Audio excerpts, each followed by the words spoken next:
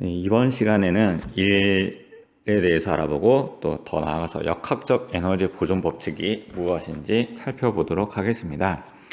먼저 일이라고 하는 거는 일상생활에서도 많이 사용하는 용어긴 한데, 이제 과학에서 특히 물리에서 이제 말하는 일과 일상생활에서 뭐 일을 했다라고 하는 게 약간의 이제 차이점이 있기 때문에 어떤 차이점이 있는지 뭐 파악하는 건 아니지만, 이제 어쨌든 물리에서의 말하는 일이란 무엇인가 이제 살펴보도록 할게요.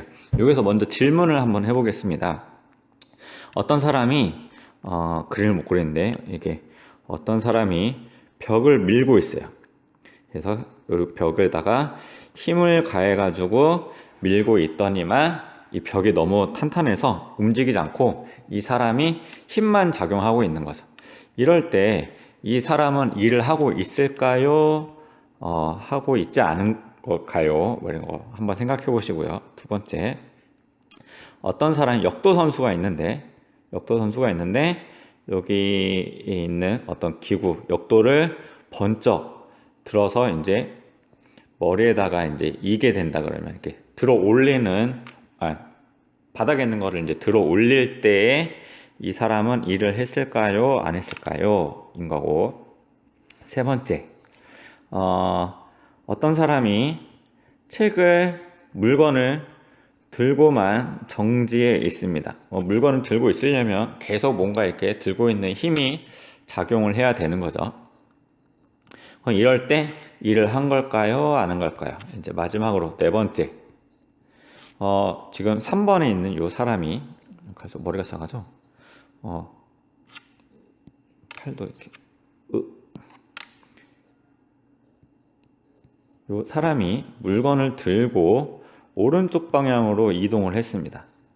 이런 경우 이 사람은 일을 했을까요? 안 했을까요? 이제 이 네 가지 경우를 나중에 수업 시간에 한번 물어보도록 할게요. 이제 물리에서 말하는 일이라고 하는 거는 일을 했다, 워크라고 해서 이제 앞으로 일의 기호는 W를 쓸 거고, 정의는 보시는 바와 같습니다. 힘 곱하기 이동 거리를 이제 일이라고 하는데, 어떤 상자에다가 힘을 가해서 그 상자가 몇 미터 이동하면 그것을 일이라고 한다라는 겁니다. 그래서 단위 같은 거, 힘의 단위 뉴턴, 이동거리의 단위 미터를 써가지고, 뉴턴 미터가 이제 일의 단위인데, 이 일에 대해서 연구를 많이 한 줄이라고 하는 사람을 이제 기리기 위해서 단위는 이제 앞으로 줄이라고 이제 부를 거고요. 기호로는 J를 쓰게 됩니다. 근데 여기서 주의할 점이 있습니다. 일이라고 할 때 정의는 이때 힘의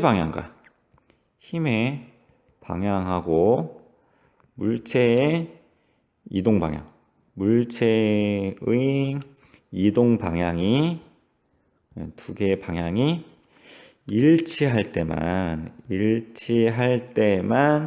일을 했다라고 얘기를 해요. 일을 했다라고 얘기를 한다. 그러면 이제 위에 있는 1, 2, 3, 4번의 문제를 답변을 할 수가 있죠. 첫 번째 같은 경우는 힘을 가하긴 했지만 이동거리가, 물체의 벽이 움직이지 않았기 때문에 일을 하지 않은 게 되는 거고, 3번 같은 경우는 위쪽 방향으로 힘을 주고는 있지만 마찬가지로 들고만 있어서 이동거리가 없기 때문에 일을 한 게 아니에요. 세 번째, 들고 있는 상태에서 힘을 위쪽으로는 주고 있지만 물체는 오른쪽 방향으로 이동을 하고 있는 거죠. 힘의 방향과 이동 방향이 일치하지 않으니까 4번도 일을 하지 않은 거고, 3번도 마찬가지고 1번도 마찬가지. 2번에 있는 요 물체의 무게를 위로 올리려면 힘을 위쪽으로 줘야 되고, 마찬가지 물체도 위로 이동했겠죠. 그래서 2번만 일을 하게 되더라 라는 내용입니다. 좀 중요한 부분이니까 좀 알아주세요. 이제 일과 에너지의 관계, 여기 에너지라고 하는 게 나와 있는데, 이 아래쪽에서 이제 바로 설명을 하도록 하겠습니다. 아래쪽에 이제 예시를 가지고 에너지에 관련된 얘기를 하도록 할게요. 먼저 상황 1인데요. 물체가 정지해 있을 때, 처음에 정지해 있는 물체에다가 힘을 가해서 오른쪽으로 잡아당겨서 이쪽 방향으로 이동시켰습니다. 그러면 힘을 가하고 일을 했기 때문에 힘을 가하고 물체가 오른쪽 방향으로 일을 했기 때문에 힘을 가했기 때문에 일을 했다라고 얘기를 한 거죠. 누가 일을 하냐? 뭐 사람 또는 손이라고 하겠습니다. 그래서 이 일이라고 하는 거는 이동거리 F에다가 힘에다가 이동거리를 곱해서 일을 했다라고 얘기를 하는 거고요. 그러면은 이 일을 한 거를 누가 받냐라고 한다 그러면 이 일을 받은 주체를 이제 물체가 받았다라고 얘기를 합니다. 그럼 물체가 일을 받으면 어떠한 일이 발생하냐면 운동 에너지가 여기서 에너지가 증가를 해요. 에너지가 증가한다. 무슨 소리냐면 이 물체는 처음에 정지에 있었죠. 정지. 속도가 제로였습니다. 근데 힘을 가해서 오른쪽 방향으로 잡아당기는 이 와중에 움직였으니까 속도가 생겨났고 증가했겠죠. 그러니까 속도가 증가하면 그때 우리가 알고 있는 운동 에너지라고 하는 녀석이 증가하는데 이때 첫 번째 경우는 특별히 속도가 증가했다 해서 운동 에너지가 증가했다라고 얘기합니다. 그럼 운동 에너지가 증가했으니까 변화량이라고까지 표현을 하도록 할게요. 우리는 중학교 때 기억이 나실지 모르겠지만 운동 에너지를 그냥 무작정 외운 적이 있을 거예요. 운동 에너지, 카이네틱 에너지라고도 하는데 운동 에너지 값 어떤 건지 혹시 기억하시나요? 운동 에너지는 2분의 1 mv 제곱으로 기억이 나면 감사하고 어쩔 수 없긴 하지만 이 운동 에너지라고 하는 2분의 1 mv 제곱 무작정 외웠던 적이 있습니다. 왜 이 공식이 나오느냐? 중학교 때는 외웠지만 이제 고등학교 때는 좀 이렇게 계산을 한번 해봐야 되겠죠. 그래서 이 운동 에너지 값이라고 하는 거는 사람이 일을 가하면 물체가 운동 에너지가 증가하는데 이 일이라고 하는 값은 힘에다가 이동거리를 곱한 거예요. 이때 힘이라고 하는 거는 F는 ma로 계산이 가능하고 이때 이동거리라고 하는 거는 VT 그래프에서 확인할 수가 있는데 시간이고요. 처음에 정지해 있었을 거고 속력이 처음에 정지해 있었는데 t초 동안 물체를 이동시키게 된 힘을 가하게 된다 그러면 F는 ma에서 질량은 변하지 않겠죠. 일정한 힘을 가하게 된다 그러면 가속도가 일정한 값이 됩니다. 그래서 VT 그래프에서 기울기가 일정한 등가속도 운동을 하게 되고 그때 나중 속도가 이렇게 변하게 될 때 이때 면적이 이동거리가 되겠죠. 그래서 이때 말하는 이동거리가 이때 삼각형으로 계산을 하게 된다 그러면 2분의 1 곱하기 가로 곱하기 세로니까 VT로 계산을 할 수가 있겠죠. 하나 더 쓰면 가속도라고 하는 녀석은 T분의 델타 V니까요. 그래서 이때 정리를 해보겠습니다. 요거에다가 이때 가속도 같은 경우는 시간분의 V 프라임, V0, 그 다음에 이동거리 VT 이렇게 돼서 정리를 한다 그러면 시간 약분되고 처음 속도 같은 경우는 정지에 있었으니까 제로가 되겠죠. 그래서 이때 V 프라임이 나중 속도인 요 V랑 같게 되는 거죠. 우리가 이제 정한 요게 V 프라임하고 V를 제가 같이 표현했으니까 요 프라임 값을 지워주도록 하겠습니다. 다 지워졌어. V. 요거를 계산을 하게 된다 그러면 2분의 1 m v 제곱. 즉 1이라고 하는 것 자체가 이렇게 계산을 하고 요거를 좀 더 정리를 한다 그러면 에너지로 바꿔서 쓸 수가 있는데 운동 에너지인 2분의 1 mv 제곱이 되더라 라고 해서 운동 에너지는 요 값이 된다 라고 해서 계산을 유도를 한 거죠.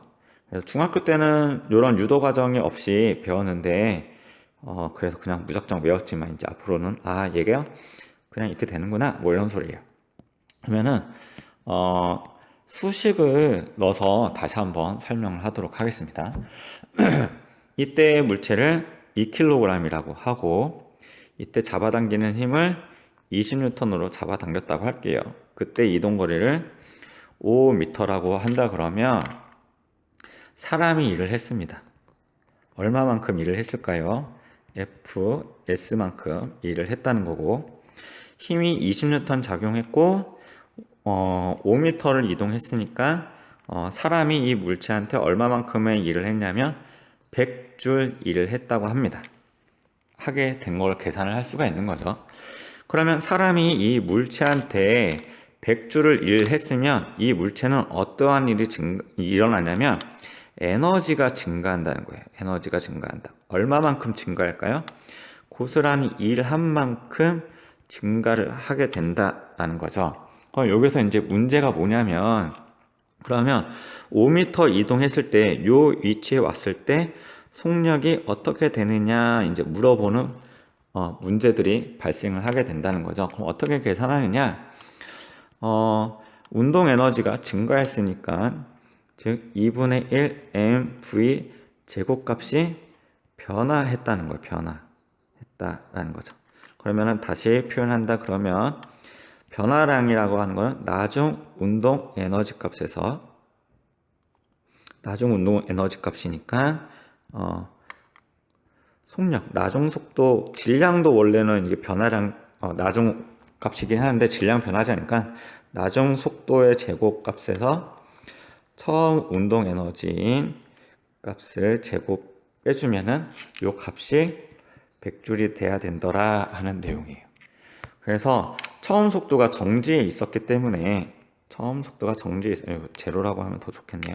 정지에 있었으니까 요 값이 제로가 되는 거죠. 그래서 요 전체 처음 운동 에너지 값은 제로가 되는 거고 나중 운동 에너지 값이 처음 운동 에너지 값 제로를 뺀 값이 100줄이 되는 거죠. 그래서 이따가 계산을 하게 된다 그러면 2분의 1 질량 2에다가 5m 이동했을 때 나중 속도인 제곱값이 100줄이 되더라 나눠서 따라서 속력은 10m/s가 되더라. 그래서 5m 이동했을 때 이 값이 10m/s가 된다는 거를 계산을 해야 된더라 라는 거죠. 이것도 뭐 등가속도 운동에다가 가속도 법칙 F는 ma를 활용을 해서 문제를 구할 수는 있긴 하지만 상당히 복잡해지거든요. 계산 방법이.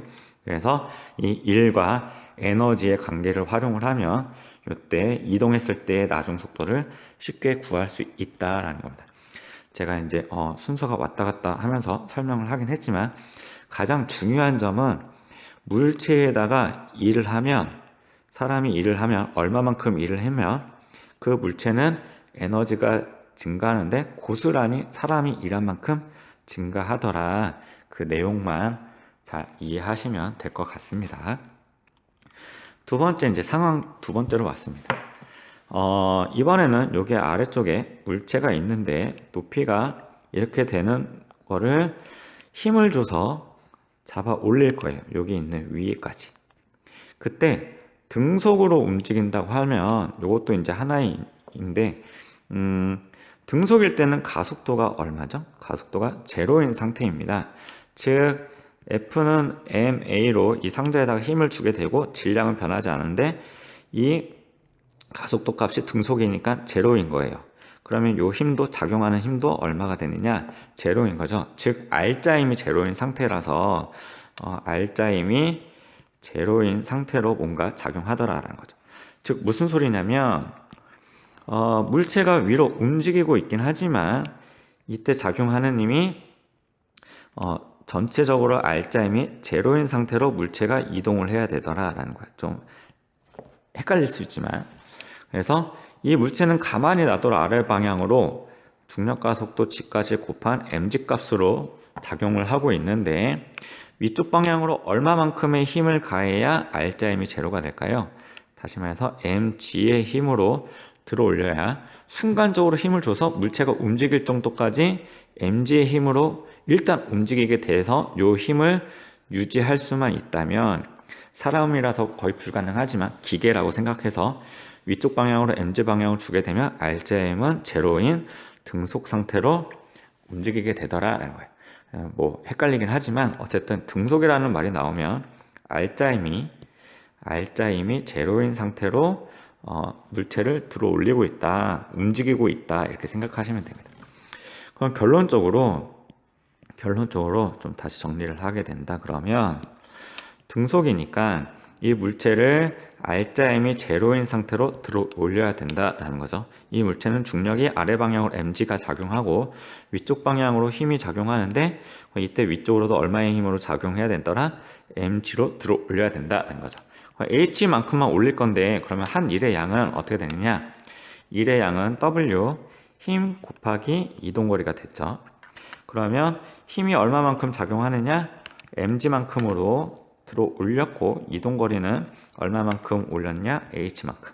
그래서 물체를 들어 올릴 때 mgh만큼이라고 들어 올린다라고 하는데요. 여기 아래에 있던 물체가 위쪽 방향으로 올라갔어요. 이런 거를 높은 곳에 있는 물체가 위치 에너지가 크다라고 하죠. 그래서 위치 에너지 여러분들 잘 기억나지 않겠지만 포텐셜 에너지라고 해서 원래는 잠재적인 에너지인데 의역해서 번역을 의역해서 하면서 위치 에너지라고 하고 요거를 mgh로 무작정 외웠지만 이제 앞으로 위치 에너지, 포텐셜 에너지 또는 중력에 의한 잠재적 에너지 뭐 이렇게도 표현하긴 하지만요. 이제 위치 에너지라고 생각하시면 됩니다. 중력 에너지에 의한 잠재적 에너지를 위치 에너지 뭐 이렇게 표현하는 문제집도 있어요. 어쨌든 들어올릴 때 이만큼의 일을 하게 되더라 라는 거죠. 그럼 물체가 받은 일은 얼마만큼 일을 받았을까요? 제가 이만큼 일을 했으니까 물체도 마찬가지 mgh만큼의 일을 하게 된 거고, 그러면 이 물체는 얼마만큼의 에너지가 증가했을까요? 에너지가 증가하는데 속력은 빨라지지 않았죠. 그러니까 운동 에너지는 증가한 게 아니고 위치 에너지가 증가했다라는 겁니다. 어쨌든 물체에다가 일을 하게 되면 운동 에너지든 위치 에너지든 뭔가 증가하는데 요 상황 두 번째는 위치 에너지가 증가를 한 게 된 거죠. 그러면은 여기 위에 있는 상태에서 떨어뜨리게 되면 이 물체는 자유낙하를 하면서 요 바닥에다가 힘을 가하게 되고 이만큼 이동을 했으니까 얼마만큼의 일을 하게 되냐면 mg에다가 이만큼의 일을 합한 mgh만큼 일을 하게 되더라. 즉 에너지가 가지고 있는 만큼의 고스란히 일을 할 수 있다라는 건데요. 뭐 여기 오른쪽에 있는 내용은 굳이 뭐 이렇게 참고 안 하셔도 될 것 같습니다. 이제 왼쪽에 있는 내용만 중요하시고, 나중에 위치 에너지에 관련된 문제를 풀게 되면 숫자를 대입을 해서 이제 풀면은 더 자세하게 얘기를 하도록 할게요. 그래서 이제 세 번째, 힘과 이동거리가 나란하지 않는 경우도 있습니다. 이렇게 대각선 방향으로 힘을 가해서 잡아 끌게 된다 그러면 이 물체가 오른쪽 방향으로 이동을 하게 될 텐데요.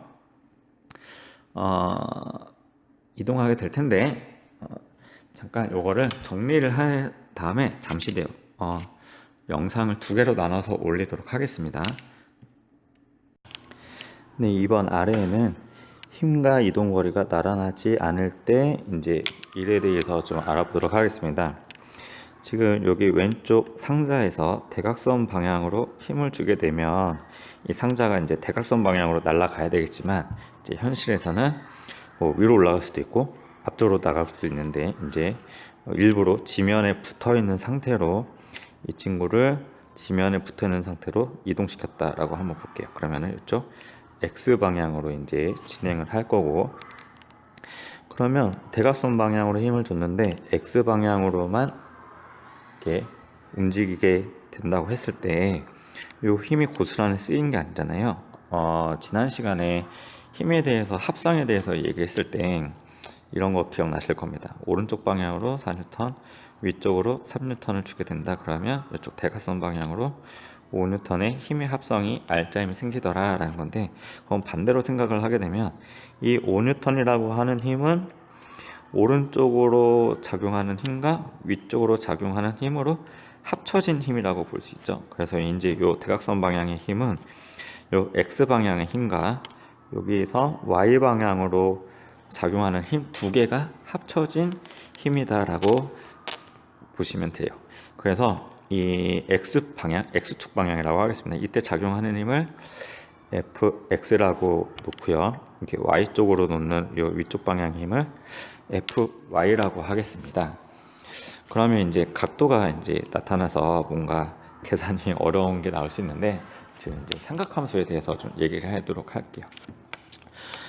먼저 물체가 받은 일의 양은 얼마일까요? 해서 요 대각선 방향으로 f를 주고 이동거리 x를 하게 된다. 그러면 원래는 w1은 f s로 일의 양을 구할 수가 있는데, 이때 f라고 하는 녀석은 무엇으로 이제 힘을 정의해야 되느냐 이제 해서, 먼저 이제 첫 번째로 요 y축 방향으로 작용하는 힘은 요 두 가지 힘 중에서 y축으로 작용하는 힘을 줬을 때 이 물체가 위쪽으로 이동하는 게 있나요? 위쪽으로 이동하는 게 없으니까 힘의 방향과 물체의 이동 방향이 일치하지 않아서 이 위쪽 fy 같은 경우는 일을 하는데 관여하지 않게 되더라라는 거죠. 일을 한 힘이 아니다, 일을 하지 않았다, 위쪽 방향으로는 일을 하지 않았다라는 겁니다. 그러면 이제 이 fx만이 이제 물체 일을 할 때 관여를 하는데, 결국에는 fx에다가 이동거리 s가 돼서 일을 하게 된 거죠. 그럼 이때 fx 값이 얼마이나가 이제 중요한 건데요. 여기를 각도를 세타라고 하고 fx를 한번 계산을 해보도록 하겠습니다. 여기다 쓸까요? fx를 어떻게 구하는가를 봤더니만, 지금 여기 대각선, 이거 헷갈리니까 좀 지워서, 여기 대각선 방향의 요 f하고 여기 이제 밑변이 되겠죠. 그림상으로 봤을 때 fx하고 그 다음에 요 사이에 끼인 각이 세타입니다. 이런 거 빗변과 밑변과 끼인 각하고 연관성이 있는 삼각함수가 있죠. 삼각함수는 세 가지가 있는데, 사인, 코사인, 탄젠트가 있는 거 알고 있죠. 이 세 가지 중에서 어떤 거가 빗변과 밑변을 활용한 걸까요? 네, 사인 세타가 되겠죠. 그래서 여러분들이 사인 세타 같은 경우는 어떻게 외웠냐면, 사인 세타가 아니지, 죄송합니다. 사인 세타가 아니고 코사인 세타죠. 코사인 세타. 그래서 코사인 세타 같은 경우는 빗변분의 밑변 해서, 지금 왼쪽에 있는 그림을 보게 된다 그러면 빗변 f에다가 밑변인 fx가 되겠죠. 이 친구가 코사인 세타라는 거예요. 그럼 제가 알고 싶어 하는 거는 이 fx 값이죠. 따라서 fx는 f를 왼쪽으로 이항시키게 된다 그러면 f 코사인 세타가 되겠습니다. 그래서 이때 이 fx 값을 구했기 때문에 요거를 여기다가 대입을 하게 되면, 최종적으로 제가 원하는, 대입을 해서 좀 이쁘게 정리를 하게 되면 fs 코사인 세타가 최종적으로 제가 일을 한 값이 되겠죠. 다 한꺼번에 정리를 했는데 fy가 한 일의 양은 제로가 될 거고요. 왜냐면은 이동거리가 없기 때문에, 위쪽으로 이동한 일이 없기 때문에. 그래서 힘 f가 한 일의 양은 최종적으로 fs 코사인 세타가 되더라 라는 겁니다. 문제를 한번 그냥 숫자를 바로 대입을 해서 계산을 해 보도록 할게요. 그렇게 어려운 부분은 아닌데, 이제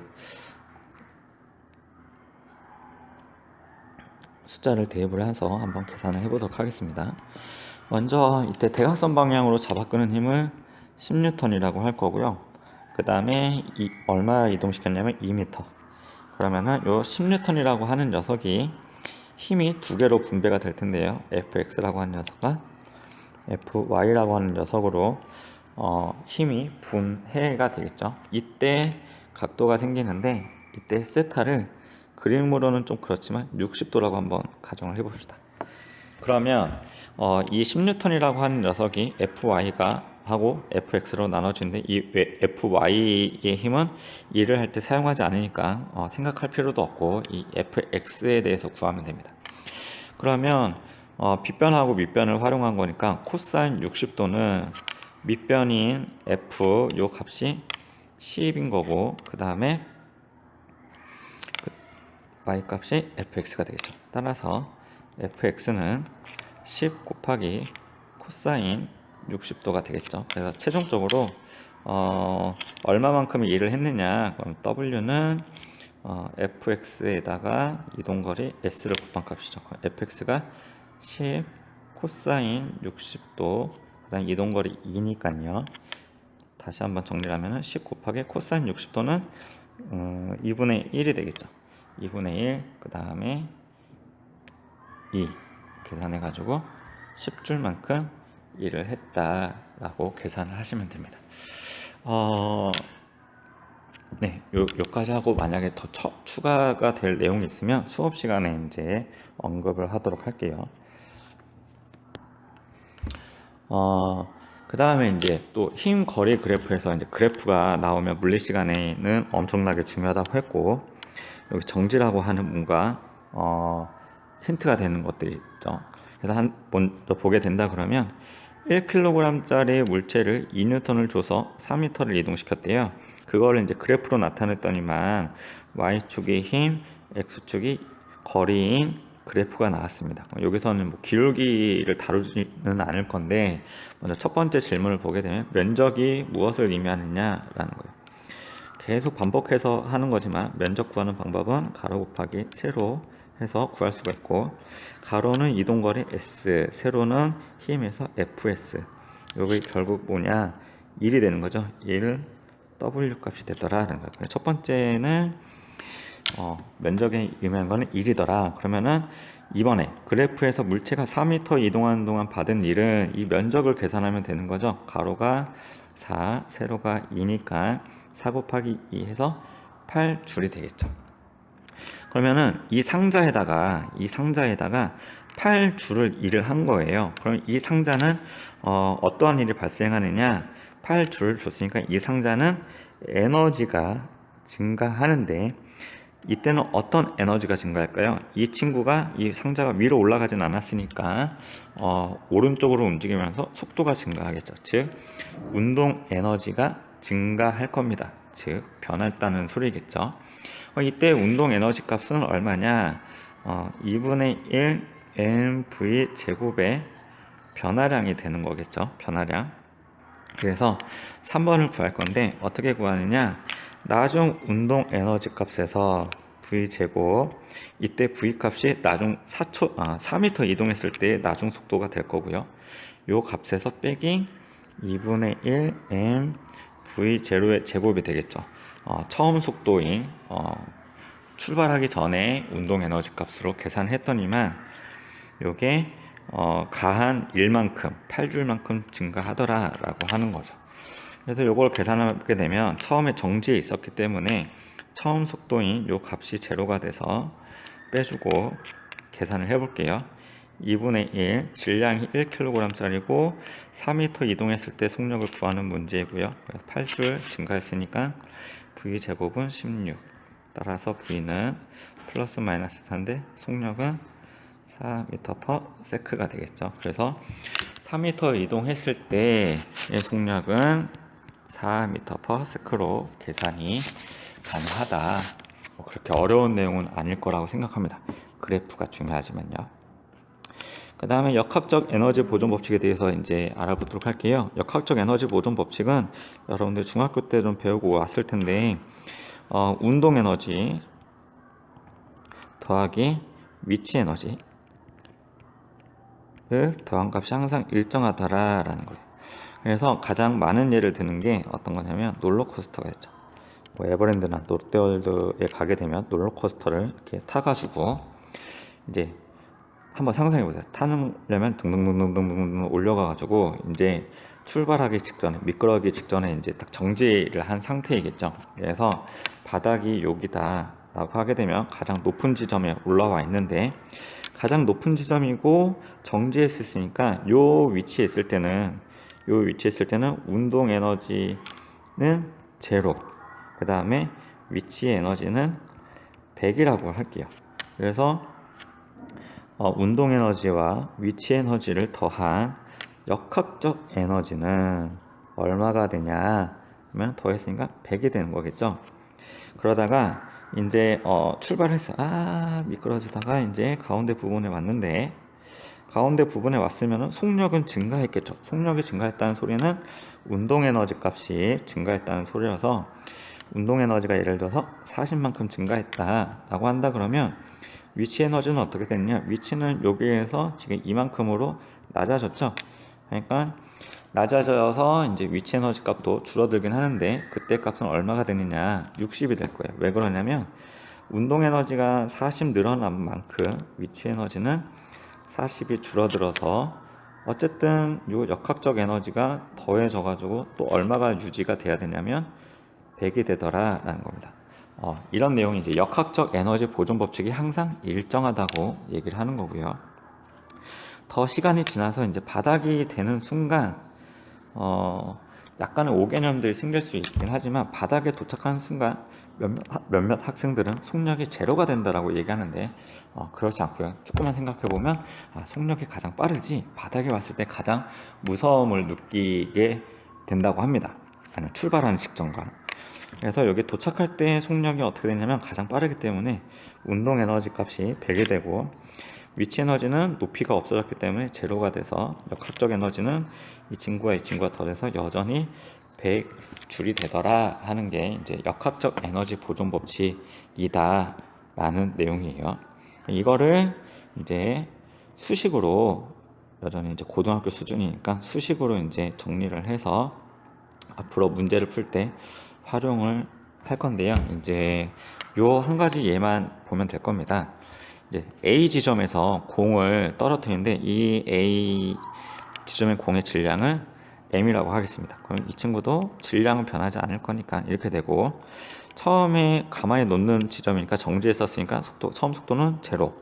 그래서 B 지점까지 낙하했을 때 속력을 쟀더니 V 프라임 바닥에 닿았을 때는 V 프라임 값이 될 거고요. 높이도 이렇게 나와 있습니다. 그럼 역학적 에너지가 보존되는데 이런 때 어떤 문제들이 나오냐면 A 지점과 B 지점 뭐 속력이니 뭐 질량이니 뭐 이런 것들이 주어져서 뭐 V 프라임 즉 바닥에 닿을 때 속력을 구하여라 아니면 높이는 얼마이냐 뭐 등등등등 이런 것들을 물어보는 문제라는 거죠. 그래서 A 지점에서의 역학적 에너지는 어떻게 표현하느냐? 역학적 에너지는 운동 에너지 더하기 위치 에너지고요. 운동 에너지는 2분의 1 mv 제곱 위치 에너지는 mgh 값이죠. 그래서 이 값을 봤더니만 처음 속력이 여기가 제로이니까 위치 에너지만 있는 상태고 요게 다 더해져서 역학적 에너지인 값이 되는데 여기는 결국 mgh만 되는 거죠. A 지점에서는. B 지점에서도 역학적 에너지를 이제 파악을 한다 그러면 운동 에너지와 위치 에너지를 더한 값이 역학적 에너지인데 이 지점에서의 운동 에너지는 2분의 1 m 속력이 v 프라임의 제곱이 되겠죠. 그 다음에 위치 에너지는 m g 중력가속도에다가 이제 이 지점에서의 높이는 h 프라임이죠. 요 값이 결국 뭐랑 같아야 되느냐? mgh랑 같아야 되더라 라는 거고 세 번째도 해볼게요. C 지점에서도 마찬가지 운동 에너지와 위치 에너지가 같아야 되는데 2분의 1 m v 프라임 제곱이고 이때 위치 에너지는 바닥에서 높이가 없잖아요. 높이가 없으니까 제로가 되겠죠. 그래서 이거는 그냥 생략을 하고 요 값이 또 뭐랑 같아야 되더라? mgh랑 같아야 되더라 라는 겁니다. 그래서 이 역학적 에너지에서는 어떤 문제가 나오냐면 숫자를 이제 대입을 해보면 이때 공의 질량을 1kg이라고 할게요. 그 다음에 이때의 높이를 5m, 이때의 높이를 10m라고 한다 그러면 V 프라임은 얼마인지 또는 V 프라임은 얼마인지 구하시오 하는 문제가 되는 거예요. 그래서 여기 정리한 내용에다가 지금 구한 힌트들을 입력하면 됩니다. 그래서 A 지점에서 알 수 있는 게 역학적 에너지를 구할 수가 있죠. 그래서 질량이 1이고 중력가속도가 10이고 높이가 10이니까 역학적 에너지는 100줄이더라 라는 거니까 여기 B 지점에서의 값도 100줄, C 지점에서의 값도 100줄, 역학적 에너지는 보존되니까 이제 역학적 에너지를 이제 계산을 했죠. 그러면 첫 번째로 v 프라임 값을 한번 계산해 볼게요. 여기다가 작게 쓰겠습니다. 2분의 1 곱하기 질량이 1이고요. v 프라임 값을 구하는 거니까 모르죠. 그다음 더하기 질량 1이고 중력과 속도 10에다가 h 프라임 값이 5인 게 얼마가 되더라? 100이라는 거죠. 그럼 요거 50이고 넘어가게 되면 마이너스 50이 돼서 최종적으로 50이 된 게 2분의 1 v 프라임의 제곱이 50이 되는 거고 v 프라임의 제곱은 100. 따라서 v 프라임은 10m/s가 되더라 해서 B 지점에서의 속력을 구할 수가 있는 거죠. 그렇게 어려운 건 아니죠. 그냥 힌트만 줘가지고 계산만 하는 문제들로 바뀌어버린 거죠. 이렇게 이번에는 v 프라임 바닥에 닿았을 때 속력을 한번 구해보도록 하겠습니다. 요거 계산하면 되는데 2분의 1이고 질량은 1이고 v 프라임 값의 제곱이 역학적 에너지 100이랑 똑같더라. 따라서 v 프라임 제곱은 200이고 v 프라임은 루트 200에서 10 루트 2m/s가 되겠죠. 그래서 계산이 가능하더라라는 거. 10 루트 2m/s. 그래서 여기도 계산이 가능하겠죠. 이렇게 해서 역학적 에너지 보존 법칙을 이제 마쳤고요. 이 아래쪽에 있는 문제는 난이도가 상당히 있는 문제라고 생각을 하는데 엄청 중요합니다. 아마도 따로 언급을 하지 않아도 시험 문제에 나올 수도 있겠죠. 요 문제는 먼저 수업 시간에 먼저 풀어보게 하고 요거 이제 생기부에 적는 문제로 한번 하도록 할게요. 먼저 풀게 하고 다음에 따로 문제 푸는 시간을 갖도록 하겠습니다.